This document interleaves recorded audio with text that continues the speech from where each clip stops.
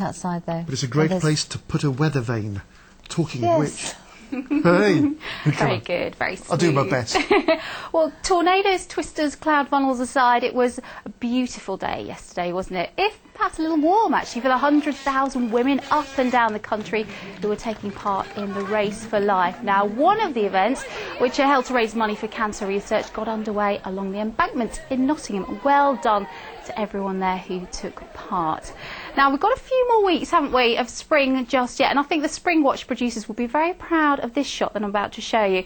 Not by Spring Watch, this picture was actually taken by Holly Reid, and she's a viewer from Rutland. She's in Pilton, lives in Pilton near Rutland, and she snapped her little resident robin, Henrietta she's called her, and these 4 lovely eggs. And in fact, I think it's perfect hatching weather, isn't it, this week? We've got some lovely warm sunshine, some dry weather for us at long last. So the picture for this evening, it's lovely, beautiful skies. We don't have the drama of the mini tornado, do we, this evening, that funnel cloud. So it's going to be pretty nice out there tonight. The temperature's falling probably to about sort of 9 or 10 degrees Celsius, maybe a touch warmer where you've got the cloud near the North Sea coast. And there will be a little bit of cloud actually filtering on in off the North Sea overnight, perhaps a little bit of mist as well.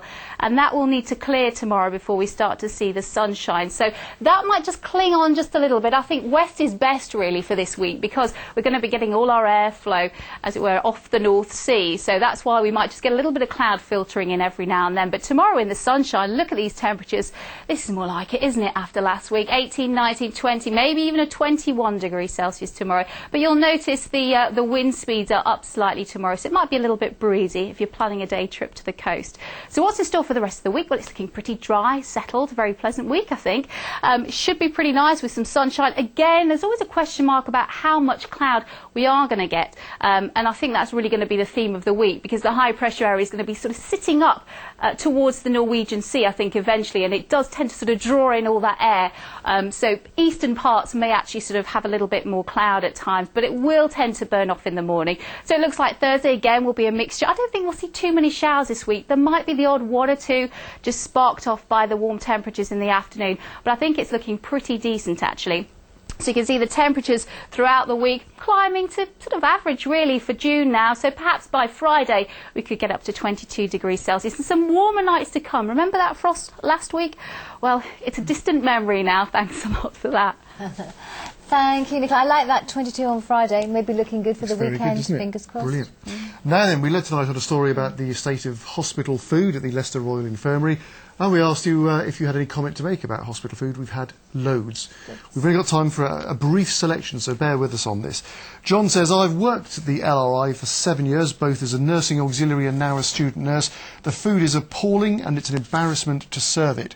Lou says, while my son was in hospital at the LRI, the hot food was bad. He had pneumonia. All he ate was the cold food. It's about time the services were upgraded. I bet the management wouldn't serve it to their children. I've got one from another John here. The last time I was in hospital, I lost weight. The food was absolutely disgusting and could not be eaten. I was in for a week and had nothing to eat but toast. Food, tasteless and disgusting. And from David here, on a lighter note, he says, send in Jamie Oliver.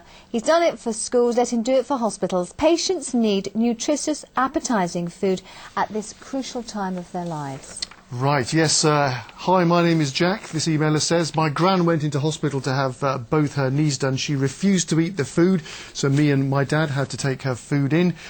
Sean, though, says, my 3-year-old son was in the LRI back in February and he loved the food. He actually ate better in hospital than he does at home. He was quite surprised, he was saying by our report. Maybe he had lots of people around him, I don't know. Yeah. Caroline from Loughborough says, nothing but praise for the food at Glenfield Hospital.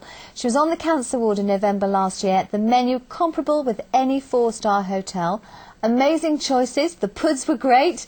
Well done, Glenfield. So that's nice. And this is lovely. Although Martin Brooks from Mansfield Wood has, I will name you. You better not go home tonight. Never mind hospital food, he says. Have you tasted my wife's cooking? I say nothing. A very brave man. A very daft man, I think. Very daft. Sorry, Martin. But thank you. Thanks for all your emails. And we'll see you at the same time tomorrow. We will. Bye-bye. Bye-bye.